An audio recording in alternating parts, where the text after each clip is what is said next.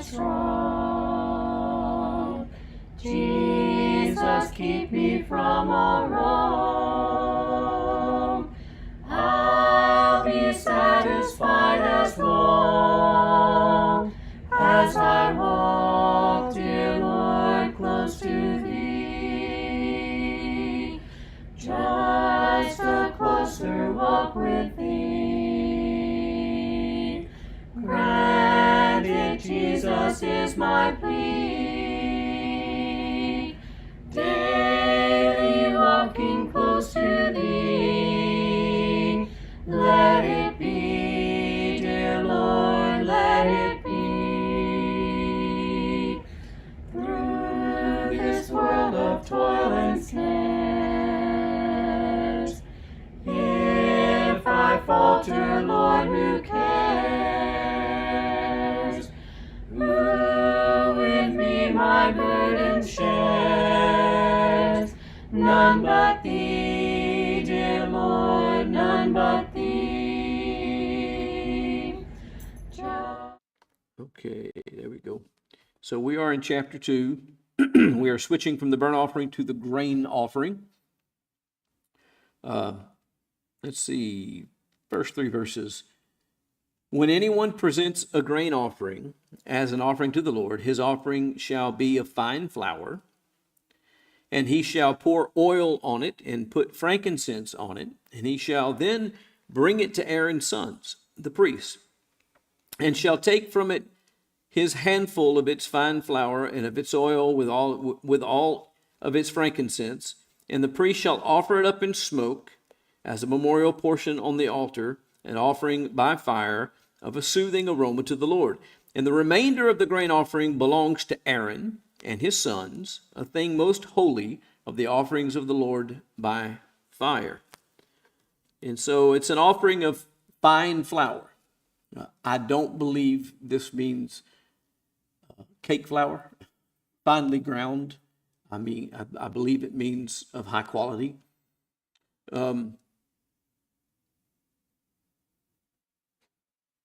It's to be mixed with oil. And so what happens when you took flour and mixed it with oil? I'm sorry? It makes a dough. And what this is actually an offering of unleavened bread. And that's what we're going to find out as we move through this. And then you would pour oil on the unleavened bread. And that's what was offered. Now, there was only a portion of it that was given in the sacrifice that was actually put on the altar and burned. And the rest of it went with Aaron or his sons, whichever priests were involved in making this offering. And it was theirs. What'd they do with it? They ate it.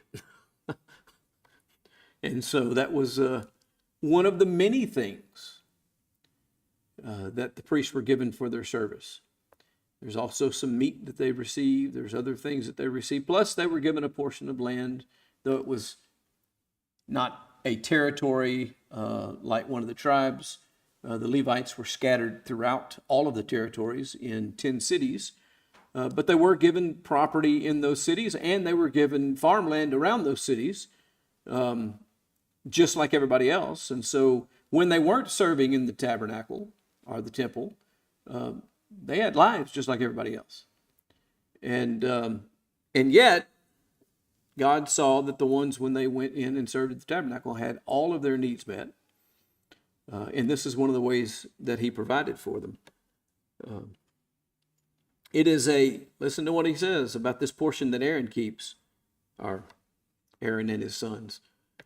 It is a most holy part of the Lord's food offering. It is very important that we realize that the portion that Aaron got to keep and that he and his family consumed was still considered most holy to God and was still part of the offering. Now, what's the significance of a grain offering?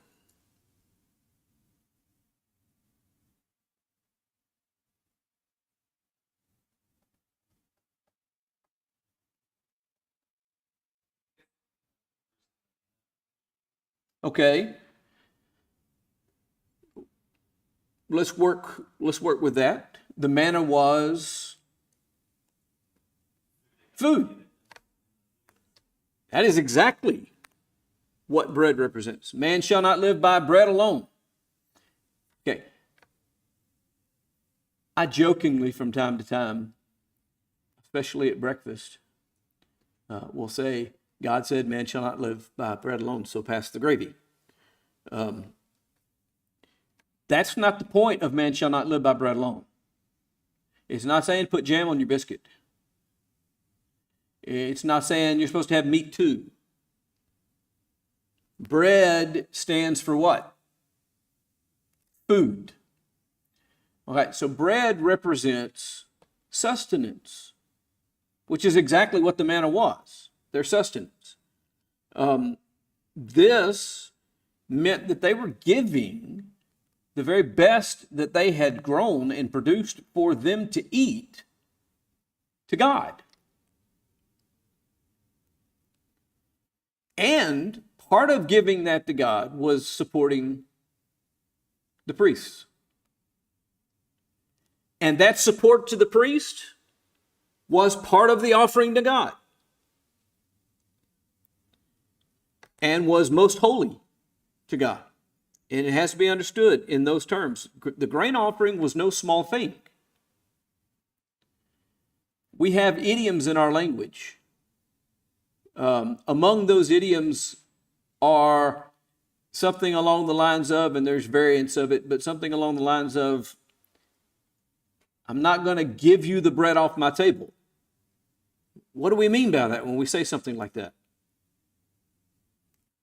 Or, I can't give you the bread out of the mouths of my children. What are we saying to somebody when we say something like that?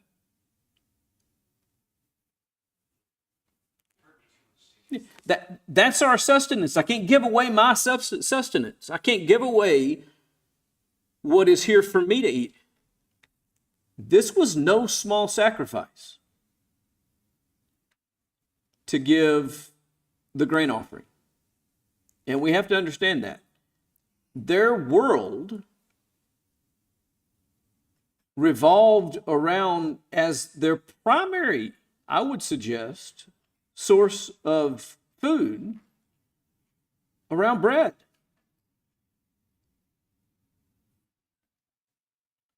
And they had to give some of it. And not just some of it, the best of it. And so it's a big deal. So he goes on here, when you bring an offering of grain, baked in an oven, and he's going to break down in these verses right here, 3 different ways in which this might be prepared. And so we understand that we're not talking about just a handful of flour. We're talking about something that they had prepared to eat. Baked in an oven was one of the ways. This is what is required if it's something baked in an oven. It shall be unleavened cakes of fine flour mixed with oil, or unleavened wafers spread with oil. And your offering is a grain offering made on the griddle. There's the second way. It shall be fine flour, unleavened, mixed with oil. You picking up a theme? You shall break it into bits, pour oil on it. It is a grain offering.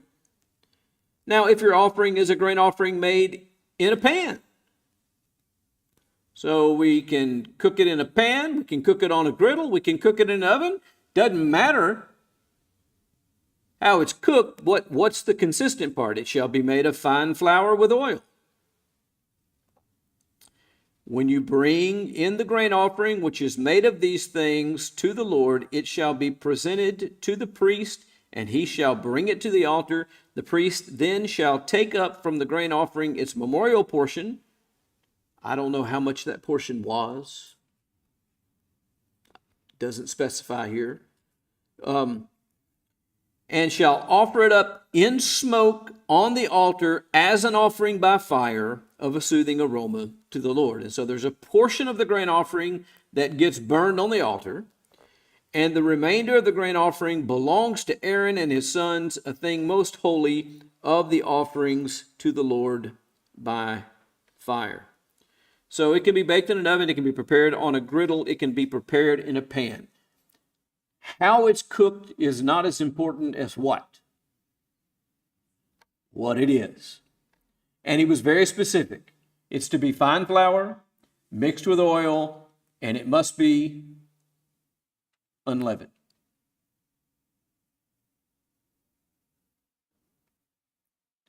And then a portion is the memorial offering to the Lord, and the balance belongs to the priests. All right, look at verses 11 and 12. No grain offering which you bring to the Lord shall be made with leaven. In case you missed it the first time. For you shall not offer up in smoke any leaven or any honey as an offering by fire to the Lord. As an offering of the first fruits, you shall bring them to the Lord, but they shall not ascend for a soothing aroma on the altar. So the first fruit offering could be leavened bread,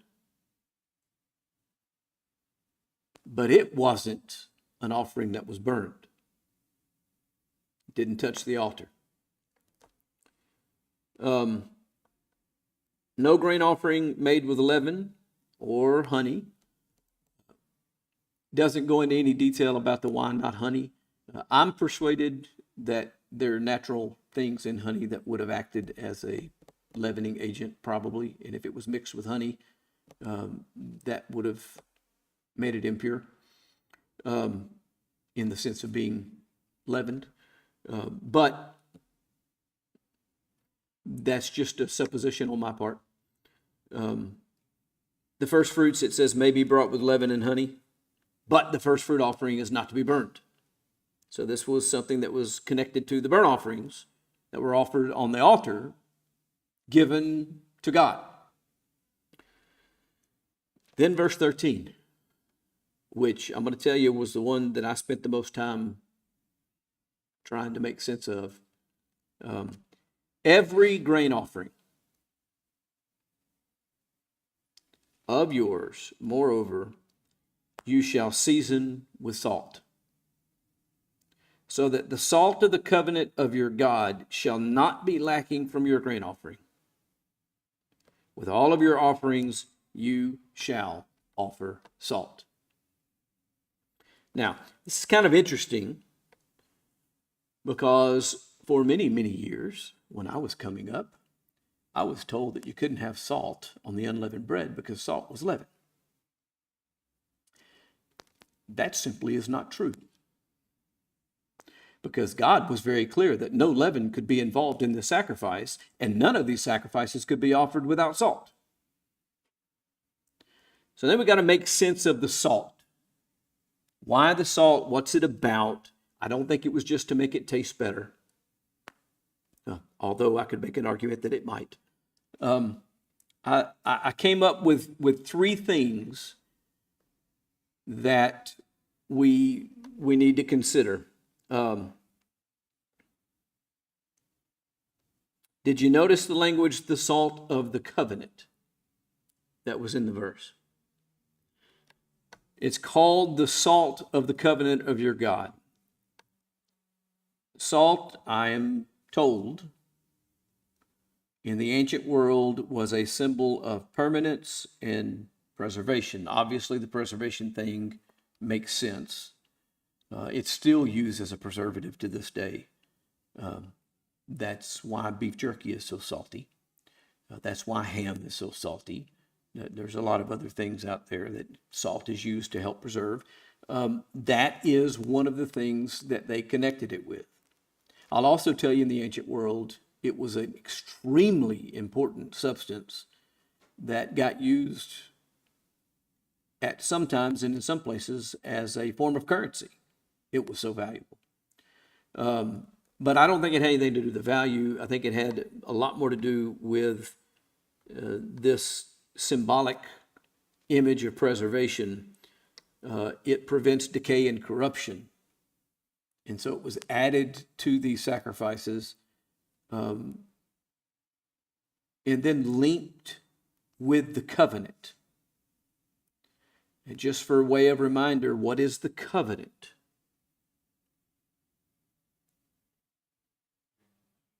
It's the contract that God gave to the Jews that created them as a nation and all of these sacrifices. It's the very thing that they're learning about right here in this text. They are learning about what their responsibilities in the covenant are. So he links salt to this covenant, which would emphasize the enduring and incorruptible nature of God's covenant with his people. Now, we can take that a little bit further. If you look in Numbers 18 and verse 19,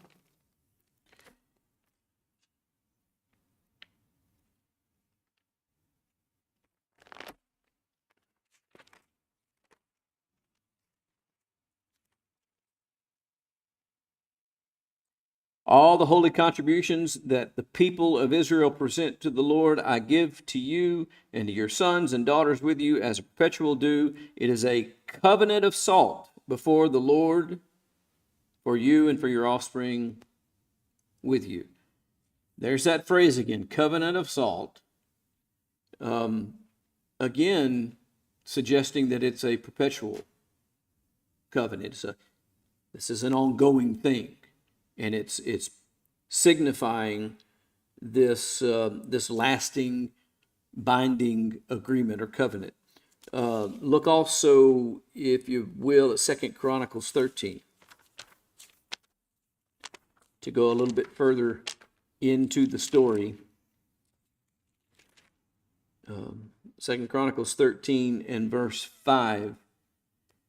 Ought you not to know that the Lord God of Israel gave the kingship over Israel forever to David and his sons by a covenant of salt? And so what we're seeing here is that phrase being used consistently in the Bible as meaning a perpetual binding agreement.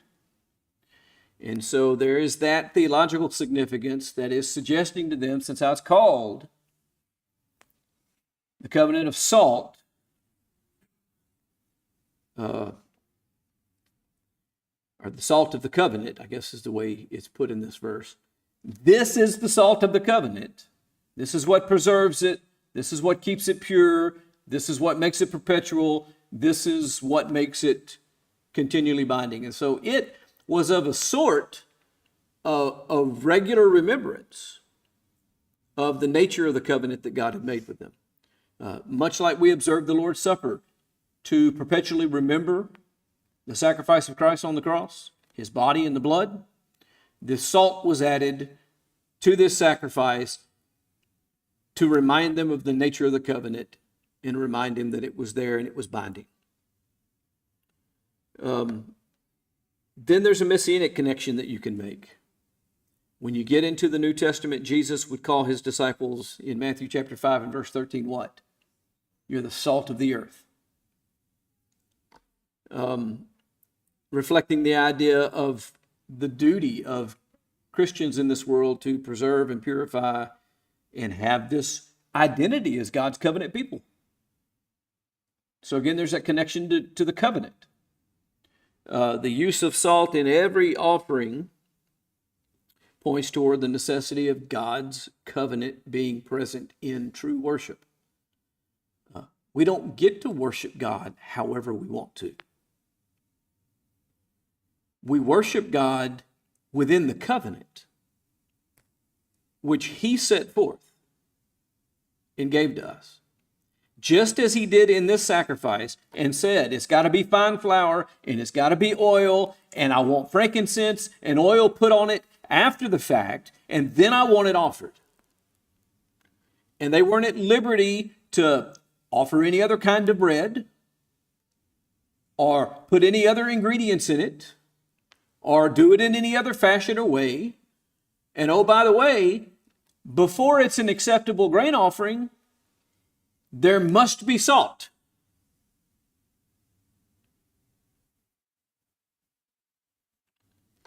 And I'll go ahead and go on record. This will probably get me in trouble all over the American South. I'm not convinced it matters all that much if there is salt on the unleavened bread that we use. But that's just my personal takeaway from this. Their grain offering had to be unleavened bread and had to contain salt. It was not acceptable to God. And it was to remind them of who God is, of the nature of his covenant, and of the purpose of that covenant. The covenant was there to preserve and to purify a people for God's possession. And they were being allowed to participate in it. Verses 14, 15, and 16. Also, if you bring a grain offering of early ripened things to the Lord, you shall bring fresh heads of grain roasted in the fire, grits of new growth for the grain offering of your early ripened things. And so very early on in the process, before it's all been harvested and ground, if you're bringing the very first grains, you have to roast them, and that is considered an early ripened thing grain offering. You shall then put oil on it and lay incense on it. It is a grain offering, and the priest shall offer up in smoke its memorial portion, part of its grits, part of its oil, with its incense as an offering by fire to the Lord. So this new grain was to be roasted, oil and frankincense put on it as well. And there's this memorial portion, and then it's treated the way the other grain offerings are treated. There's just an exception. When it's at this stage, before it can be ground and turned into flour, you can still make an offering. This is how you do it. What is the oil that keeps being talked about anyway? Just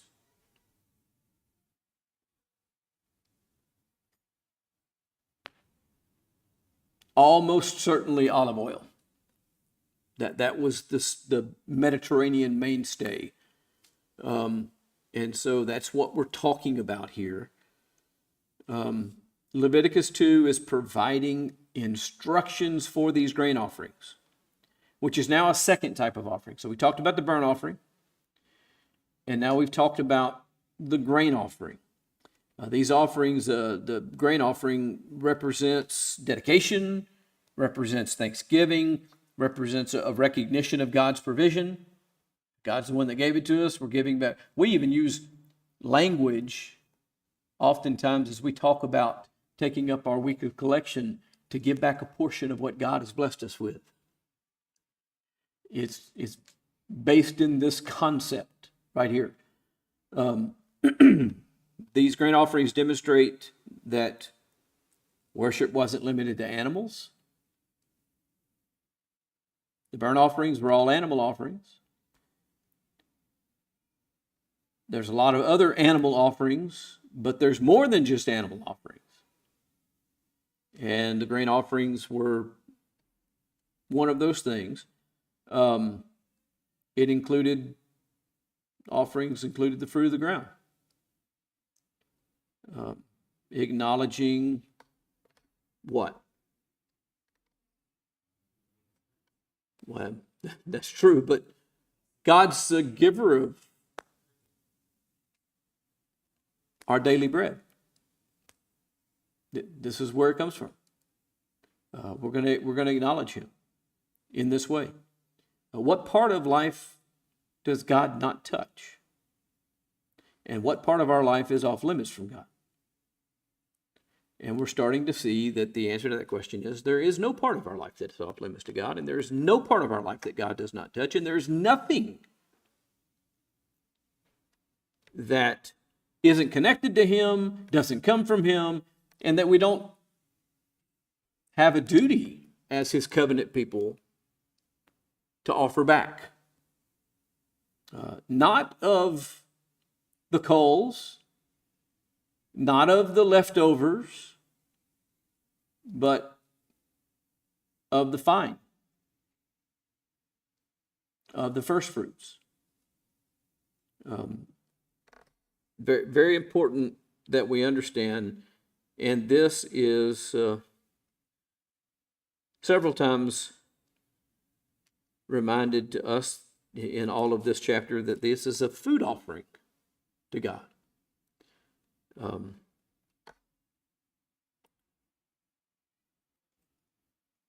The salt of the covenant points to the enduring nature of these things. Messianic significance to this, because I believe that's where it all resides. Jesus identifies himself as the true bread from heaven in John 6, verses 32 through 35. The grain offering, which emphasized bread and God's provision, foreshadows Christ as the one who sustains life eternally. It was the same thing that the manna did, and it was the point of the statement that was made, in Deuteronomy, and then repeated in the New Testament: man shall not live by bread alone, but by every word that proceeds out of the mouth of God. All of that is drawing a connection to Christ. Where does life really come from? Does life really come from the bread, or does it come from God? And what life is more significant, the body or the soul? See, bread keeps your body alive, but Jesus keeps your soul alive. You remember that exchange in John?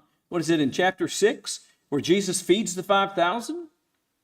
And then the next day, they've all followed him, and they're all hassling, and he says, what? You follow me for the bread, and not for what I really had to give you. You're worried about the wrong things. And so there's this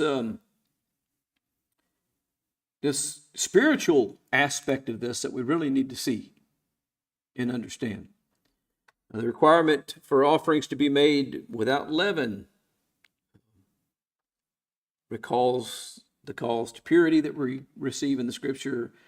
These are echoed in the New Testament, where leaven often symbolizes sin or corruption.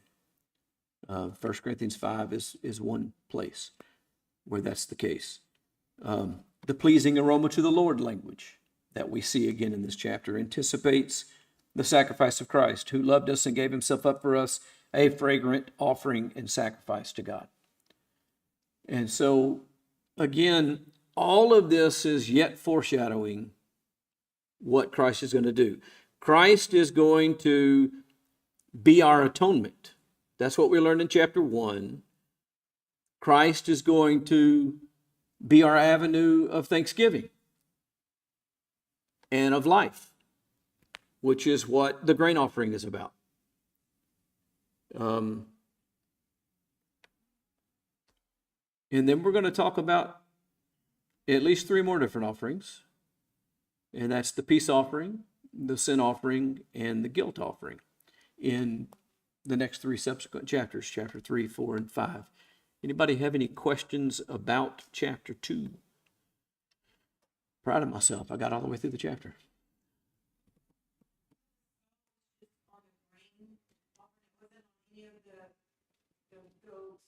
It was not. It was just on the grain. Now, there are a couple of other offerings that we'll see as we go through the book that involve salt as well, but verse 13 is sometimes misunderstood. I'll go ahead and let's just read that. I'm kind of glad you brought that up. I decided not to talk about it, but it did. I read a few sources that suggested that salt was on every single offering that they made because of what this says here. So let's just look at it. Every grain offering of yours, moreover, you shall season with salt, so that the salt of the covenant your God shall not be lacking from your grain offering. With all your offerings you shall offer salt. Now what happens is people read that last statement completely disconnected from the context and say, oh, he's just expanding this and saying, you do it this one and all of them. But in fact, what I think it's saying is that all the different forms of grain offering that are discussed here, or all the grain offerings that are made, have to include salt. It wasn't a one-time instruction. Every grain offering had to have salt, whether it was baked, whether it was pan-fried, whether it was griddle cooked. It didn't matter whether it was the new crop that was just roasted. It doesn't matter. If it's a grain offering, it has to be offered with salt. Thank you for your presence and participation tonight.